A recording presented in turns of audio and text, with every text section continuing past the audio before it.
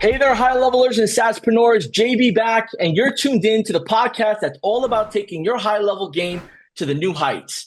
Each week, I bring in top industry experts who dive deep into strategies to help you drive success specifically for you as a high level user. And if you're not a high level user yet, this is the episode that you should get started. Whether it's getting more customers, leveling up your game, your knowledge, or just supercharging your high-level strategy, we've got you covered today in today's episode. Today, I'm joined by Sebastian Rusk, the founder of Podcast Launch Lab. He's been doing this since 2016. He's been on a variety of stages with Gary Vee, Damon John, Ryan Deiss, Perry Belcher, to name a few, and has become the go-to source to get a podcast launched in the online influencer and business community. And we've put together a topic today that is near and dear to his heart, obviously, because he's helping people get their podcast started, but it's also near and dear to the high-level community with branding, positioning, and attracting new customers and big relationships. So today's podcast episode is called How Starting a Podcast Can Radically Change Your Life and Your Business If You Let It. Okay. And we're going to go over three important topics here. So if you don't have a pen and paper ready to go or your notepad, this is a good time to do it, because topic one is going to be, why does your business need a podcast? Why does your agency need a podcast? Topic two is going to be, what's possible with the launch of this podcast and the consistency of it. And topic three is using HighLevel to capture, nurture, and convert those listeners into conversations. Look, without further ado, I want to throw the mic over to Sebastian. Sebastian, it's a pleasure to have you on here, man. How you been? JB, it's great to be here, brother. Thanks so much for the invite. I'm fantastic, man. Little fist pound, man. Yeah, boom. If I was any better, my last name would be Bermudez. Let's do it, baby. So, I've had the pleasure of getting to know you, from a distance here, socially, online. But when I had my first conversation with you, when we had joined a group, that you were a part of already, I reached out to you and started to ask you some advice about like podcast and building a brand. And this was about 4 or 5 years ago. And I still haven't yet started that podcast, right? But now I'm here in this new format on a podcast, hosting one with you. And it's kind of crazy how the wheels turn and how much time in between was there.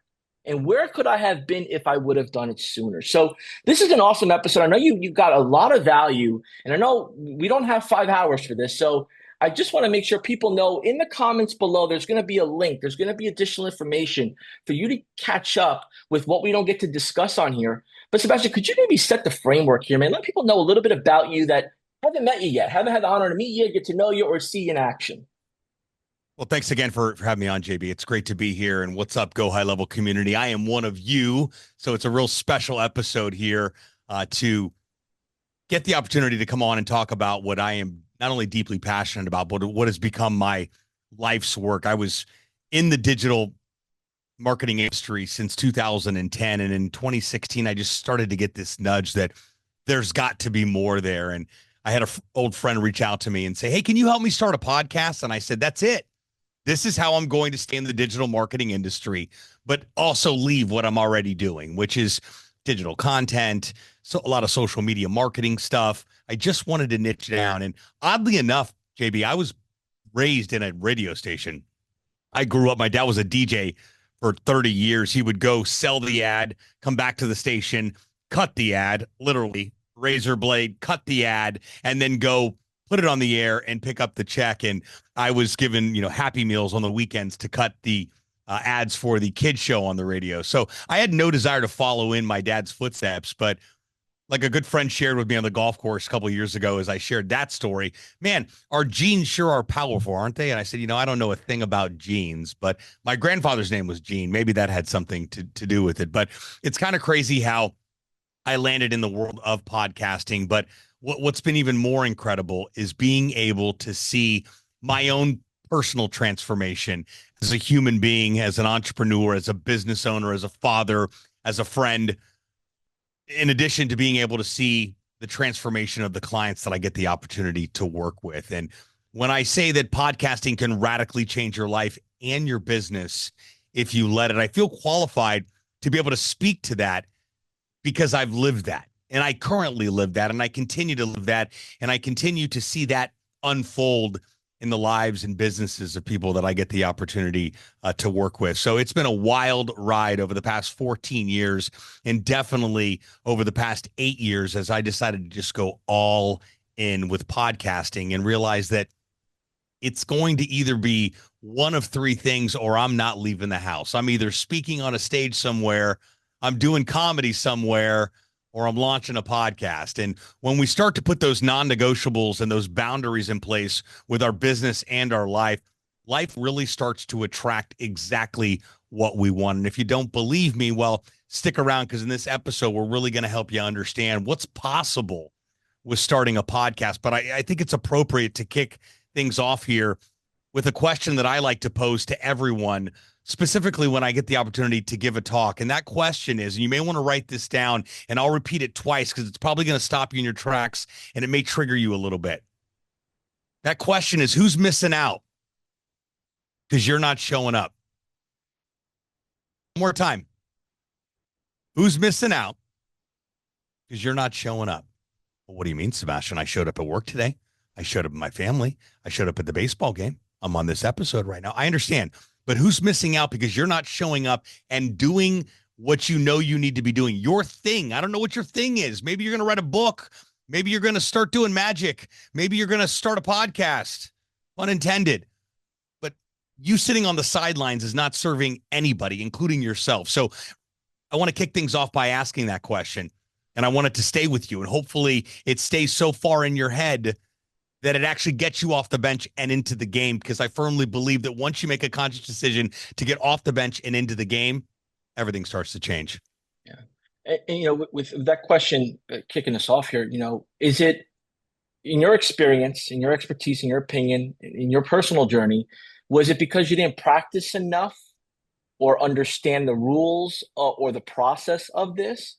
Or was it the way you look, felt, or believed others perceived you that held you back, or held customers or clients of yours back from getting started as you started to unpack, why didn't we do this sooner? I had somebody ask me that exact question. Who's missing out because you're not showing up 14 years ago? And it woke me up. She asked me what was next. And I said, I don't know. And she said, that's a gigantic problem.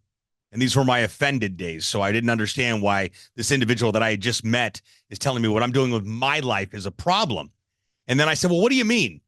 She said, I'll tell you exactly what I mean. Who's missing out because you're not showing up? We all have gifts and talents to bring to this world. We were all born with them. Some of us know what those gifts and talents are, and we aren't doing anything with them, which is a gigantic problem, in my opinion. Some of us haven't discovered what those gifts are because we can't get out of our own way long enough to figure those out.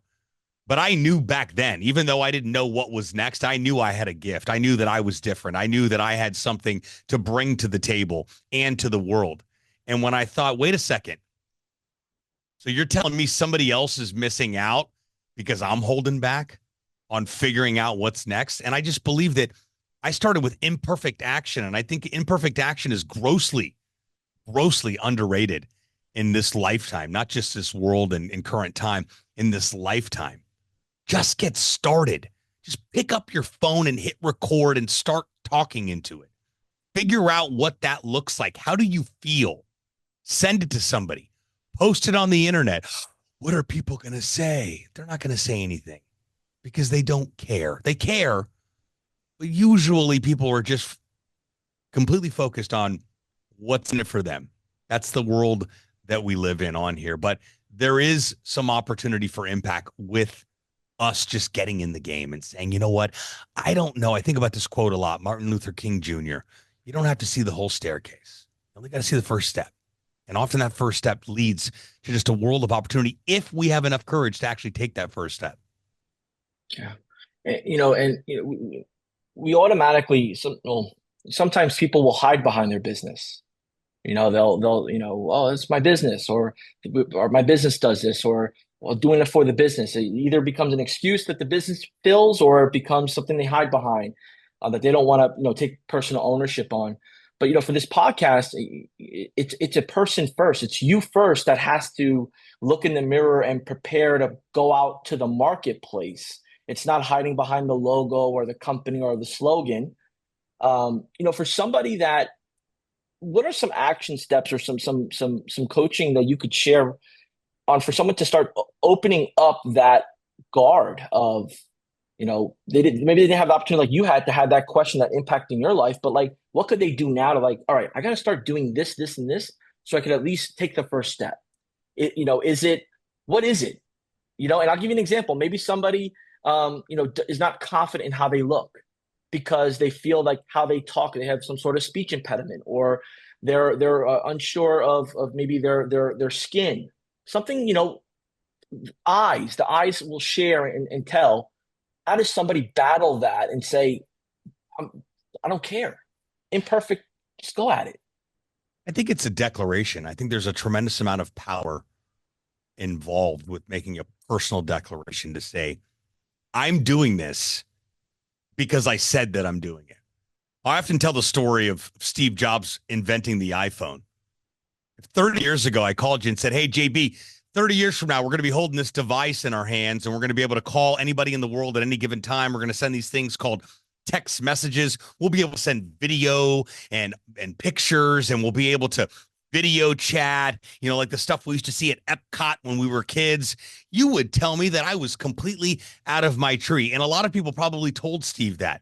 But Steve Jobs said, I'm inventing the iPhone because I said that I'm inventing the iPhone. So that personal declaration is step one. I'm doing it because I said that I'm going to do it. It also creates a tremendous amount of momentum for us as well. But being able to silence what I like to refer to as that BS story in our head. I'm going to look like crap, sound like crap. Nobody's going to listen. I remember that time in the school play in third grade when everybody laughed at me, and we carry these things with us. But I often remind people that, yes, you can. I want to set the record straight and clear the record that, yes, you can. And they're like, wow, this is kind of cheesy and woo. And I said, yeah, well, sometimes we need a little bit of woo and a little bit of cheese to get us going. And the reason why is that somewhere along the line, someone told us that we couldn't do something, and we believed them. And even worse, we took it a step further and we started to live our lives according to that story that wasn't even true. We started to write a narrative of what that perception from that individual's opinion was and lived our life based on it, which is just lunacy. If you really start to think about it, you're like, wait, one knucklehead gave me their opinion. I took it to heart and I stopped doing what I really wanted to do because of someone else's opinion. And instead of just being able to let it go off, you're like a water off a duck's back and just saying, hey, you know what? It was just an opinion. That was it. It was just something somebody had to say. It doesn't define who I am. Yeah. How And, we, how we go ahead. sound and how we look has nothing to do with what we think about. I didn't mean to cut you off there, but it's so relevant to what we're talking about right now. I have a picture hanging in my kitchen from my good friend Hugh McLeod, known as Gaping Void, the entrepreneur artist. And it says, you can't read the label of the jar that you're in. And that makes so much. My sister gave it to me because anytime I've been critical on myself, that quote reminded her of me. And it's so true. And I'm so glad that she gave that to me because I often use it now in the work that I get to do and the talks that I get to do, and remind people what you think about yourself is not what other people see. What you think you sound like, look like, it's all, again, another made up narrative that you think. And it also leads to other people missing out because it often holds us back from really stepping in to who we are and stepping into our power as a human being and being able to put our gifts and talents on display. Yeah. And, as those that are listening to this now, right? Like, the reason why I wanted Sebastian to speak to all of you is because we're getting into an age right now that of marketing, that it's the reinventing of your mission, your purpose for you as an entrepreneur, owner, operator, partner, and then your actual business brand. It's like you have two pieces running parallel with each other with the same mission, you and your brand, because people are doing that extensive research of you and finding out your brand or your brand and who's behind it. Yeah. And it's more and more powerful. And, I think sometimes, in my personal experience, what's held me back in the past is, well, there's so many people doing it already. Why, what gives me the right to now be an extra person in the mix. And what am I going to do if it doesn't work well, right? Like, again, there's so many different platforms, right? No different than there's so many different speakers on different stages and so many different teachers and professors and plumbers and in contractors, right? There's so many different of everything, but someone still needs something done that's in your market, in your industry, that needs your expertise.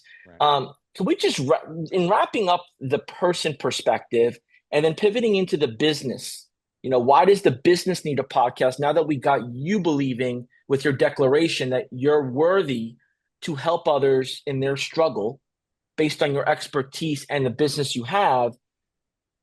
How does somebody in their mind fit into the podcast audio visual ecosystem? Like, forget about ranking, forget about relating to a certain style or celebrity or an influencer. Just like jumping into the ecosystem. Like, you're here. Like, do I go left? Do I go right? Where do I go? Like, this place is huge. Sure, it is. Well, I think it's a matter of being able to know that starting a podcast is going to be an extension of your personal brand. And I heard Gary Vee say early on, and I was fortunate to meet Gary way back in the day before he was the Gary Vee that he is today. And one of the very first things that he taught me was that your personal brand in perpetuity is your reputation. And that just shocked me to my core. I mean, that is where we're at now, because people, like we always know, do business with people that they know, like, and trust. So the personal brand, while it is extremely popular these days, it's been around for a minute now. And being able to know that your personal brand is what fuels your business. Your personal brand is what fuels people's decision to actually do business with you should be reason enough to make sure that it's on the top of your priority list. Having a podcast is a phenomenal way to be able to put your personal brand on display, to put you out as an actual human being out there, to be able to say, I'm Sebastian Rusk. Here's what I have to say. Here's my message. And to your point about, yeah, there's a lot of people doing this and a lot of people doing that. Well, those aren't your people. You've got a message that's unique to you. You've got a community that you're building that is unique to you. Your community may just want to buy from you and not buy from Jim or Sally or the other half a dozen thousand people out there doing something similar. No one's doing anything the way that you're actually doing it. But when we talk in the realm of a podcast for your business, there are two reasons that I firmly believe that any entrepreneur or business owner should start a podcast. And it's not to become the next Joe Rogan. It's not to have a bazillion downloads. It's not to have gigantic sponsorship opportunities. Sure, all of those things are possible. Most people will never get there. And I'm not here to poo-poo on your dreams. I just want to keep it realistic for a minute if we can, so that this really lands with you, because I want this conversation to translate to everybody that's listening right now. Now, I'm not going to say that a podcast is for everyone, but if you've gotten that nudge, that inclination, that gut feeling, someone's told you, you saw something, you got a sign of, I should start a podcast. That, my friends, is reason enough to take action. But the first reason you should start a podcast for your business is to interview people that you want to do business with. If you're a SaaS agency owner and you do business with business owners, and the way that you do that is marketing yourself and your content and going to events and whatever you do, your networking game can be done at scale because of your podcast. Because if I have a SaaS agency and I do business with other business owners, I know exactly who my avatar is. It's a business owner whose back end is an absolute disaster and organized mess, meaning there's no systems. So I think there's two reasons that any business owner should start a podcast. Number one, to interview people that you want to do business with. Number two is to get your social media content game in check and more consistent than it already is, because the majority of us really suck at consistency when it comes to content. But to my first point, being able to interview people you do business with. If you're a SaaS agency owner and you do business with other business owners, you already know who your avatar is. It's business owners that don't have any type of back-end organization, follow-up, CRM, database, anything within their business. It's organized chaos. And you know for a fact, if you could just show people what's possible through the solutions that you provide, bingo, you've got another customer. So why not interview people that you know don't have any type of solution in place? Make it all about them. Talk about their business. Talk about them. Make the episode a spotlight on them. And then naturally, at the end of the episode, once you're done recording, you have an opportunity to talk about what you do and find an opportunity to maybe schedule a follow-up call to chat about implementing some solutions into that person's business, knowing darn well that they don't have anything in place. And then secondly, that whole idea of one podcast episode becoming multiple pieces of content, it's a thing. Like, it's really a thing. So being able to double down on that and solve more than one problem at a time, I think those are really it when it comes to why should I start a podcast? Number one, you got to figure that why out. But like the tactical reasons, interviewing people you want to do business with that are willing to pay you for your services. And number two, because of the podcast, I have a consistent content game and also a content catalog that I'm building because of the podcast. Yeah. And with so, as we take that's the bread and butter, right? I mean, that's the key thing here to understand is, okay, if I'm going to invest an hour 3 times a week, I'm going to pick 3 people to interview. I'm going to make it around this particular industry niche or expertise or topic. Now that hour is about them. Towards the end, you're going to recap with them, build that excitement. Man, great job. Really loved it. All that good stuff. And then organically earning the chance to talk to them. But you're going to be talking to them anyway because you're going to get the clips edited. You're going to position it. You're going to help them market it. You're going to, if done right, you're really just packaging this media kit to them and saying, hey, you're about to build your brand. And at that point, they see the big picture on it. So, for someone that action items, where do we start bite size to now pick up momentum? So we find a topic, or do we find people? What do you recommend for action items on this? I think number one, why are you starting a podcast? Get clear on that why. Mm-hmm. I think it was Simon Sinek that said, people don't care what you do, they care why you do it. So getting clear on why you're actually starting a podcast, not because everybody else is. Get clear on your why. And then the tactical is, I want to interview people that I want to do business with. I want to take my networking game and at scale because of the podcast. And then I also want to get my content game in check. So figuring out what you're going to call the podcast, figuring out the strategy and the format for the podcast. And this is huge. Getting all of the actual work that it takes to make a podcast a reality off of your plate. I don't care if you have somebody on your team, if you've got VAs, if you find somebody on Upwork, whatever it is, get it off your plate. Because I can guarantee you, having done this for the past 9 years, I've seen every single Scooby-Doo ending you could ever imagine regarding I'm starting a podcast and I'm also going to do all the work. Listen, I can change the oil in my car too if I want to. I can also drive around the corner to Jiffy Lube, pay $75 and be on my way in 10 minutes.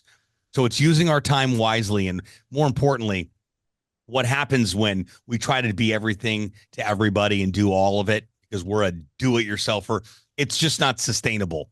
When you try to start a podcast on your own, do all the work, record it, do the interview, edit it, post it, chances are it's not going to be quality work because you have no idea what you're doing. You're in figure it out mode. Secondly, and most important, it starts to become work. And when it becomes work, it's not fun. And when it's not fun, we quit. That's just human nature. So first and foremost, when you're figuring out what you want to do, map it all out.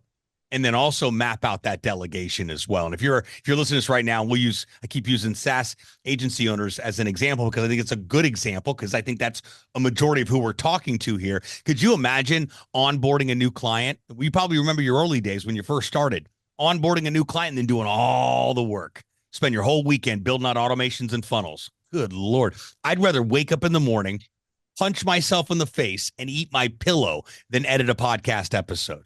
What I do like doing is this. I like recording them, being done with it, uploading the raw content, and going and getting a cheeseburger for lunch. That's what I like doing. And I think everybody can that resonates with a lot of people. And I'm just getting started. I really can't afford it. Listen, there are some cheap freelancers out there Trust me when I say you can find somebody out there that's willing to meet your budget needs on what you're doing. Get it off your plate as soon as possible. Maybe you're listening to this right now and you're like, I want to do this, but I don't want to do any of the work. I already know I can get it delegated. Where do I start? Well, there are a ton of solutions out there that can help you make that a reality. And this is not any stretch of imagination of a pitch at all, because that's what we do. Duh. It's obvious. I'm trying to illustrate to you that there's power in being able to delegate this work off of your plate so you can do what you do best. Run your business, grow your business, interview business owners you can do business with, and not have to get bogged down in the trenches of podcast editing hell, is what I like to refer to it as.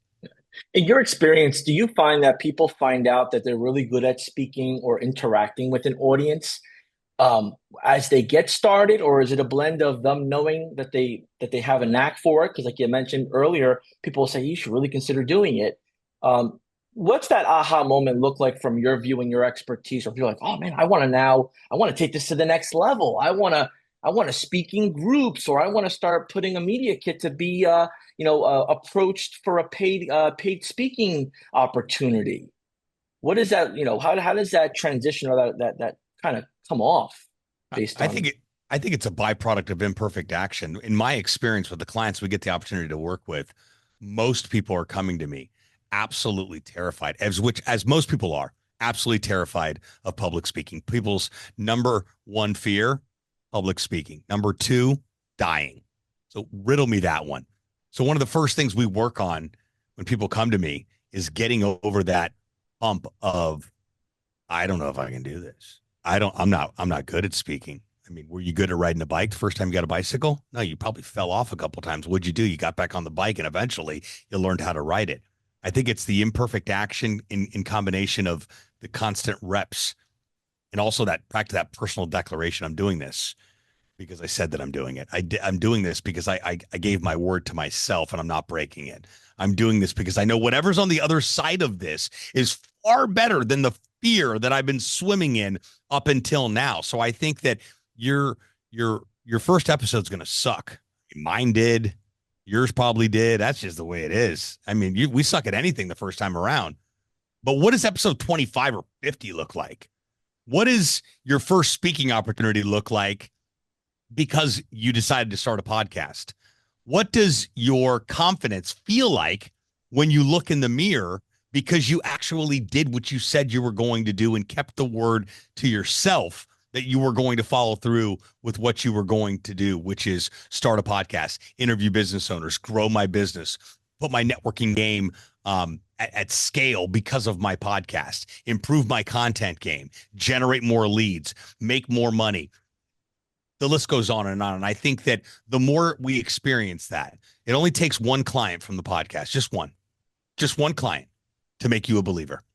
It only takes one person saying, I heard that episode. You sounded great, JB. I look forward to future episodes. Just takes one little dose of encouragement to go, I got this. I got this.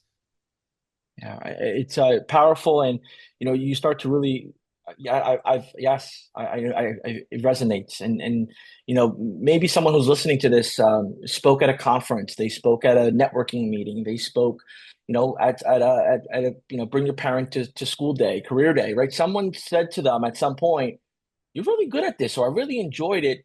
Remember that moment, because this is the pivot from that moment to this. And, now, in segueing, I know our audience here sees the big picture now. They're seeing the possibility. Now let's fast forward here to, all right, I'm going to get this going. I made my declaration. I have my framework. I have my topics. I have my idea. I have my ideal clients that I want to work with. Do I put this on Spotify, Apple? Do I do YouTube? I'm open with both. I'm open to all. Where do we start, or how do you digest that without it, bogging things down? Sure. So first of all, I'm not to take away from what I just suggested, my advice of being able to delegate the work on here, but when we're conceptualizing something, do we really want to do this? It's good to find out what free resources are available. Spotify for podcasters is a great free resource. First and foremost, you need a podcast hosting platform. That's where all of your audio files, your edited podcast episodes live. Notice I said edited podcast episodes, not just some raw audio that you upload and go, well, it's done's better than perfect. Edited episodes up on, and that's where they all live. And they also give you a podcast website. We use Buzzsprout. There's Libsyn. There's Acast. There's a bunch of different ones out there. They all function the same way. It's home base for all of your edited podcast episodes to live. It's also your podcast website that they give you. It's a dynamic website that's already built with all the episodes already in there, all your social links, all the links to listen and subscribe. And it's also the conduit to set up your distribution to Apple, Spotify, iHeartRadio, and all the other 15 or 16 distribution platforms that are out there. So step one is signing up for a podcast hosting account so that when you have your podcast episodes edited and ready to upload, there's somewhere to go. And once you've uploaded one episode, you can then set up distribution. And that's just a process of going to each site, submitting an RSS feed, which is what your podcast lives on, that your podcast hosting provider gives you. And you submit that RSS feed to Apple and Spotify and everywhere else. That way you only upload to one place, and then your podcast gets distributed to multiple platforms by just uploading it to one specific place. A lot of people confuse that on how do I upload to Apple? Nobody uploads to Apple or to Spotify. You upload to your podcast hosting account, and then it gets distributed to those platforms. As far as YouTube is concerned, I don't believe the podcasts belong on YouTube. Sure, are we seeing podcasts on YouTube? Absolutely. A majority of them are large names and celebrities with endless resources and endless cash. And people want to see these people because they follow them and they're fans of them. That's not most of us. YouTube is a video platform. There are video shows, there is video content, and people go to YouTube for two reasons: to be entertained and to get their questions answered. If you can do all three, fantastic.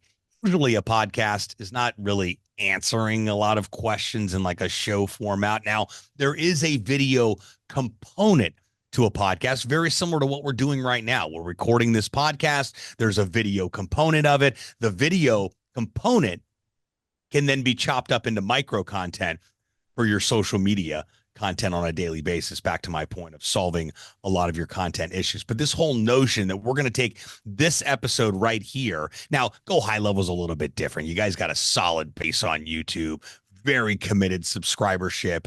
You're a large brand. It probably makes sense to throw a podcast episode on there because your community wants as much content and meat and potatoes that they can get from you guys. So it makes sense. But if we're talking about a solopreneur, entrepreneur, small business just getting started, it's just another layer in the process of being able to actually launch a podcast and make it a reality. So could a podcast be on YouTube? Is there a podcast feature on there? Sure.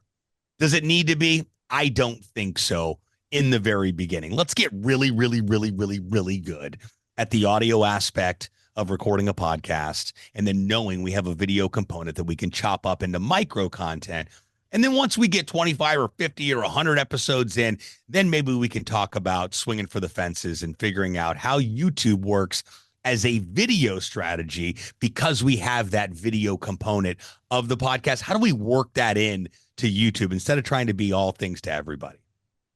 Again, very unpopular opinion, JB. Very unpopular opinion, but I know what the work involved with a podcast, and I know a lot of people are confused as to even what a podcast is. So just wanted to add some clarity to the conversation. It's received very well, and those that are experienced or are watching this, they understand it. Those that are new to it maybe are not understanding why you're positioned that way. But just internally, we have two team members that they spend time chopping it up and doing the manual captions to it, because not everything is perfect and it takes hours. So the minute we get done with this, it immediately has to go to process A, because that takes an hour and change, and process B, and then upload it. So absolutely. And again, I think the biggest part of this episode, the takeaway is get started, take the first step. Get momentum, get confidence, get action, get your name out there. And then you get to add this remix, this swag, this change. And I think we were talking offline here that, there's a chance that you might just rebrand everything. You might have started with this, and now you're adding like new logos, new looks, new feel, new themes, new processes. And that was just like the starting point. So like you said, imperfect start is better than none. And now, could you share a little bit of what you've seen? Like, so you started your podcast 9 years ago. Times evolved. There's no guarantees that you start it, you get anything. Results will vary. Content varies. Audience vary. What have you seen that how have you monetized? Let's just get right to it. How did you monetize your time and your branding of your personality and what you love to do to help others? I interview business owners that don't have a podcast And and then need one. and then so that evolves. You do, let's say, 10, 15 episodes. Have you had things happen where people will reach out and want to pay you to do this one-to-one coaching, Yeah, that's the training? idea. Yeah, I get you on my podcast. I interview you about your business. And at the end, I go, JB, when do you start a podcast, dude? Let's go. Yeah. You can be interviewing people you can do business with. You can 10x your business because of the podcast. You can take your networking game and completely at scale make it one of your main lead generation tools because you've got a podcast that you can easily say, listen, if I call you and I want to pitch you something, it's not that easy to get you on the phone. If I call you and go, JB, I want to get you on the podcast, your ego's like, absolutely, let's ride. And when we get done and I go, JB, when do you start podcast, man? You expect me to tell you that. You expect me to say that to you. So it's a natural progression of conversation. And that's not just for people who want to start a podcast. Fill in the blank. It could be, I'm interviewing you because I want you as a new SaaS agency client. And at the end, I'm going, so do you guys have systems and processes in place? Do you have an email list? Do you have a CRM in place? Do you guys email your customers? Do you have a way to follow up with your leads and nurture them? Do you have SMS campaigns? Do you have these things in place? Do you have the ability to build landing pages and websites? And you don't have any of that. I don't know if you know this or not, but that's actually what we do here. We build custom solutions for businesses just like yours, so that you can follow up with customers. You can stay in touch with them. You can nurture the people that are already there. Because I guarantee you're not talking to the people that are already within your ecosystem as it is. And I'd love an opportunity to show you what we can do. Maybe we can set up a demo call for Tuesday. How's that sound, John? Oh, boom, boom, boom. Yeah, I would drop the mic and say episode's over at this point. This is what people want, right? Like, and because you're part of the community, you're a customer of ours. Like, yes, you're I am out there. Like, there's a lot of people in our community that aren't commenting and are posting, and they're not putting themselves out there, but they're taking notes. They're understanding. They're seeing the trends. They're seeing what others are doing, and they're remixing it for their approach, for their business. So I appreciate you sharing the lyrics, and that's what we want to do. Is people get off this episode like, you got no excuses. You have no excuses to get started and to at least get your first 5 interviews in the making, and then have your first 5 pivots into helping them promote the episode or maybe getting them started to do service. So, as we take all of this and people will start to reach out. So let's say, what should somebody expect when it comes to, being asked to speak at a conference, being a keynote? Are those possibilities from a podcast? And if so, do you automatically show them like, I usually charge this, even though you don't charge? Like, how do you humbly, as you're building your brand on your podcast, how do you be humble and remain neutral to the ecosystem of taking the steps to where you want to go from there, right? Like, imagine you're on the podcast and we're here and someone says, hey, man, I'd love for you to speak on my conference. Say, oh, yeah, man, it's $15,000 for me to come to speak. I'm like, oh, I didn't know it was that. Like, how do you pivot and leverage it without, throwing people off? Well, I mean, I've just come up with the ability, if you've got a back-end solution, sure, there's speaker budgets out there and you can be paid to speak. Absolutely. But you don't have to be. And I'm telling you that if your offer is, I don't charge a nickel to speak, look at the back end. What I do a lot of is because there isn't, speaking budgets aren't in abundance everywhere out there. So you have to get creative at times. But I'll say, hey, listen, I'll come deliver a keynote. Give me a sponsor booth. Pick up my hotel room. You're able to negotiate a little bit back and forth. Sometimes it's not. Sometimes I'm just reaching in my pocket, booking the flight, handling the travel, showing up, delivering the talk, and believing and knowing and trusting based on experience. It only takes one. I just need one person to go, I heard what you said there, and I'm ready to go. And that doesn't always happen either. But knowing that is the process, that is my model. Speaking on stages, being in the right rooms. That's where you and I met. Being in the right rooms together, masterminds, right rooms, the right strategic places to actually be in that you can leverage. But the speaking game is very difficult to figure out, and it takes a very long time to establish yourself as a speaker. I've been doing it for 15 years. and I'm still figuring it out. But the one thing I know for certain is the speaking game is not about who you know, but more about who knows you. And people will start to know who you are based on how you're showing up with your content and how you show up online. So if you've been sitting on the fence and you're behind the scenes and you're not real active and I should post, but I don't, but I can be doing this, but I don't on here. Well, don't be surprised why the opportunities are not, people are not beating your door down for those opportunities, because you've got to show up, because somebody's watching somewhere. Somebody's consuming your content somewhere. I had a sales call last week. I said, "Where'd you find me?" She said, "Google." Asked me how much SEO work I do. You know what the SEO work was? My content over the past 15 years. She saw a post somewhere indexed on the second page of Google, some tweet or post or LinkedIn post or something showed up, and she called me and she goes, "You're my guy." I mean, it felt like it was a referral from a good friend. I don't know her from Adam. She consumed the content before meeting you. She must have binged. Correct. I've had that happen on YouTube too. There's not a better feeling. You know, YouTube has been a wild journey because it's long form content, the whole nine. But I'm a YouTube creator. I get a check from YouTube every single month. Not a lot, a couple $100 a month, but it's fun to get a check from YouTube. And I've had people call me and go, "I just found you on YouTube. I binge watch your whole channel. You're my guy." I mean, I'm talking hook, line, and sinker. Send me the invoice. I'm ready to go. Let's start tomorrow. There's not a better feeling than that. There isn't, man. I can imagine. I got goosebumps. I mean, the hairs are popping up here, and I think that's important now. Now, as a SaaS agency, let's make it about their customer. They have a chiropractor. The chiropractor is great at what they do. They have a personality. They haven't pulled the trigger on getting on a platform or a microphone. Now they're offering this either as an in-house service, or they're outsourcing it, or they're doing whatever they do, or they're at least just getting them inspired for content curation so that way they can fuel the campaign. And now you take that to a plumber, and you take that to all these different types of industries that they may be serving, whether it's small business, medium, or enterprise. Now you're the subject matter expert, and now they stick with you even longer because you gave them the life-changing advice that no one else did. And you did something for them. Oh, man. Right out of the gate, you did something for them versus asking, which is what most people are doing when it comes to prospecting.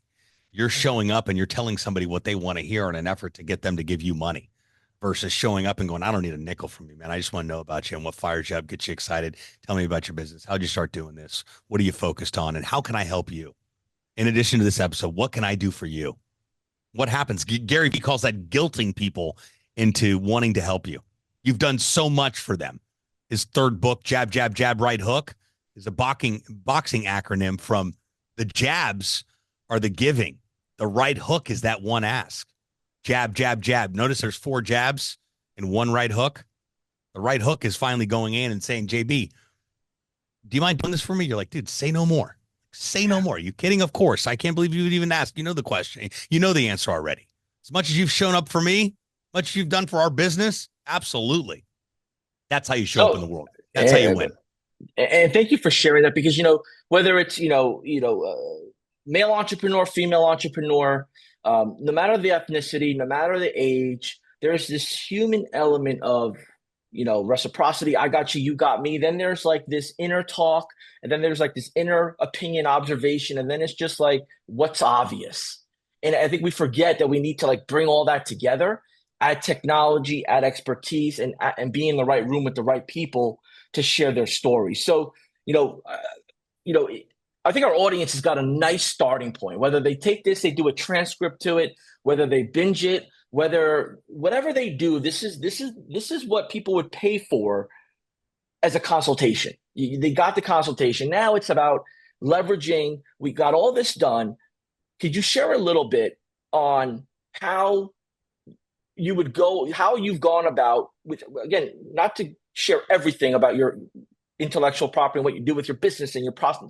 I don't want you to do that. I just want you to share briefly, how do you capture, nurture, and convert your listeners, which you can't always identify initially, but they're showing up every day like you're showing up, but you can't identify who they are because they haven't opted into anything, or you don't have anything for them to opt into. How did you start to now bring all this marketing that you wanted to shy away from because you wanted to go a different route into now bringing it back to fuel the machine?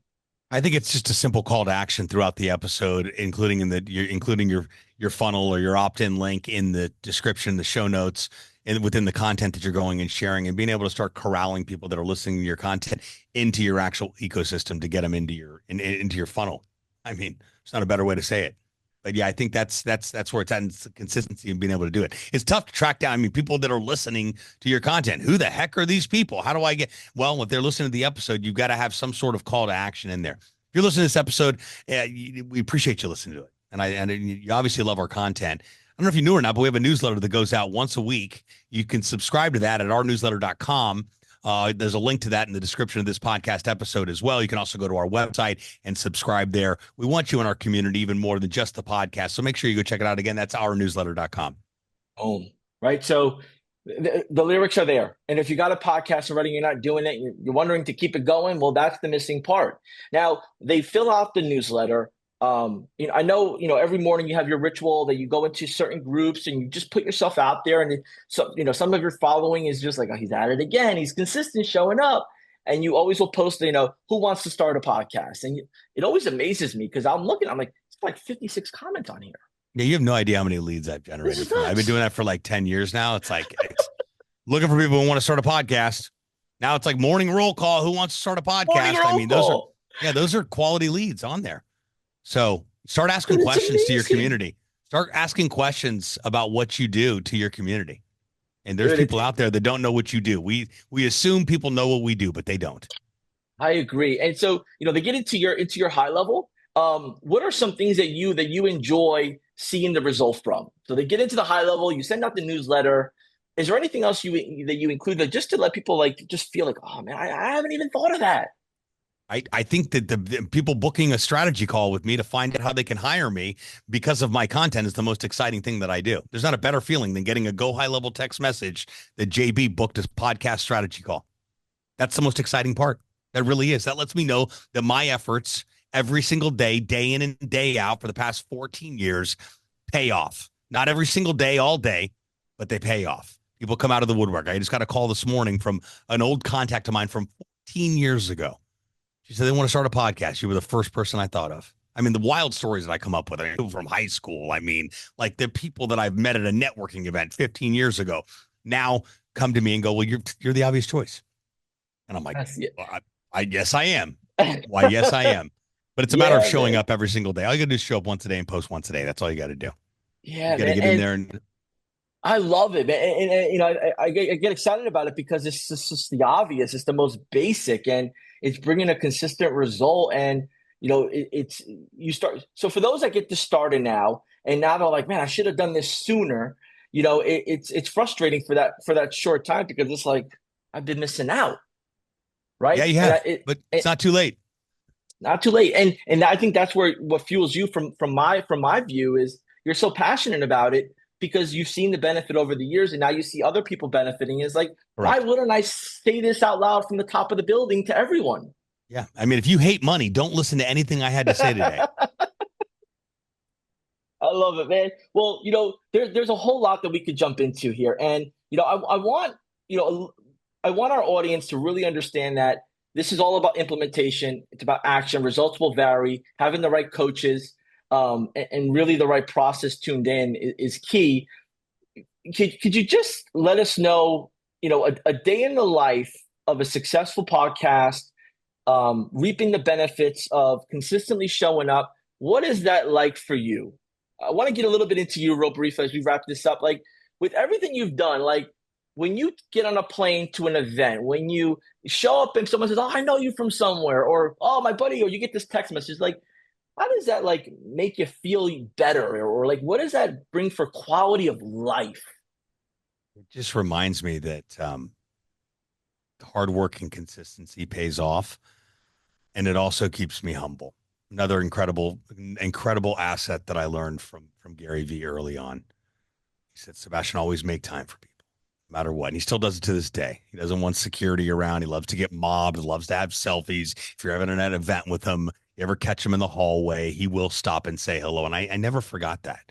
You always make time for people. And the more time I have in this game, the more humble I become because I started from nothing, like a bus pass and a skateboard. I mean, humble beginnings, but I knew that if I just stayed in it, I just stayed consistent enough and I stayed true to the promises that I made myself and I actually lived what I was actually teaching and selling as a business and a service, how can you lose? That's the whole idea of, authenticity trumps likability any day of the week, and staying true to yourself and being able to really become a product of what you're doing, I think is grossly underrated in this world. And I think that being a practitioner of what I actually sell, I am a podcaster that sells you a service to make you a podcaster. I don't think there's a more qualified type of demographic out there to be able to do business with, but being able to wake up every day, I do that. Lately I've been flying first class, not because I'm balling out of control and I'm buying first class tickets, but I get upgraded based on my status because I feel like I live on an airplane. It happens more times than not, but every time I sit down in first class, I think, how the hell did I get here? Wait a second. You did the work. You showed up. You believed in yourself. You deserve to be in first class. Yeah, I will. Yeah, I will have a cocktail. Yeah, I will. Absolutely, I will. Let's go. You know what I mean? So it's just anytime anything happens, anytime there's a driver waiting for me because I show up at an event and the client sends it, it's like, I want to talk to the driver. I want to get to know him. I want to and they never want to talk to you. They're just yes sir, no sir type. I'm like, tell me about yourself. Being able to make sure that the impact that I am putting out in this world is happening everywhere, not just on stages and behind a microphone, everywhere. At the grocery store, the person standing in front of you in line, the person at Starbucks, the Uber driver, and just treating people the way that you want to be treated, and realizing that we just have no idea what someone's going through, and that we have the opportunity of impacting that person's day or life for the better because we had an opportunity to interact with them. So I try to do that as much as I possibly can. And I'm human. Not every day it feels great. Being a comedian helps out a lot because you can constantly, I always try to constantly be funny is I think the trick to comedy. It's like always like sales, always be closing. Like comedy's like always be funny. I was boarding a plane in Dallas a couple weeks ago. It was a Sunday morning, about 6:45 in the morning. And I was like second or third to board, and there's a couple in front of us, and they are clearly having boarding pass scanning challenges. And the boarding gates, the gate agents there, and there's also a supervisor standing right there. And the supervisor looks at them with a straight face and goes, "It's not working because it's an Android." And I immediately go, "My goodness, going in the paint, throwing shade, and it's not even 7 a.m. on the Lord's Day." When I say I had that entire gate at DFW rolling at 6:45 in the morning, including the people, obviously the lady was joking, and the couple was cracking up all the way there. And the guy turned around to me and he said, "This dude just said on the Lord's Day." And man, and I thought to myself, this is why I do what I do, just to see the joy and the look on people's faces and to leave people differently. I don't know how people started their day that were in that line, that were headed from Dallas to Miami that morning. I have no idea, but I know that at least when they sat down, they were laughing or something was happening on there. And I just try to do more of that impact. That's a big word. It's an overly used word. It's very common these days, but it's impact. It's like, what lasting impression are you leaving in people's lives? Because you're showing up as your authentic self, and you're not trying to be somebody that you're not. And more importantly, you're actually showing up. So that's what I think about in the day in the life of Sebastian. But I do what I want, when I want, where I want, with whom I want. And that to me is ultimate success, is the freedom. And that's what I've worked for so far. And I feel like I'm still just getting started, but the unique opportunity to have that type of freedom, knowing that the work that I do is also impacting and empowering people to get out there and do something great with their life and their business. It's just not a better feeling, man. Man, thank you. Thank you, you, Sebastian. Yeah, man, I appreciate you really going all in. I appreciate you just really sharing your story, sharing action items, sharing, what fuels you, what to expect, what's hard, what's easy, what's the blend, what's showing up look like. So, look, if you really enjoyed this, there's going to be some links below to connect with Sebastian Rusk, his team. He's in the community. He's a customer, just like y'all are, or soon to be. Maybe some of you are just going to get started with us here, but guys like this, There's many people out there that just want to give, and we've had the opportunity to have you here, man. Till next time, stay tuned in. We got more guests coming on. Sebastian, thank you again. We'll see you Thank you. at our future events. Take care.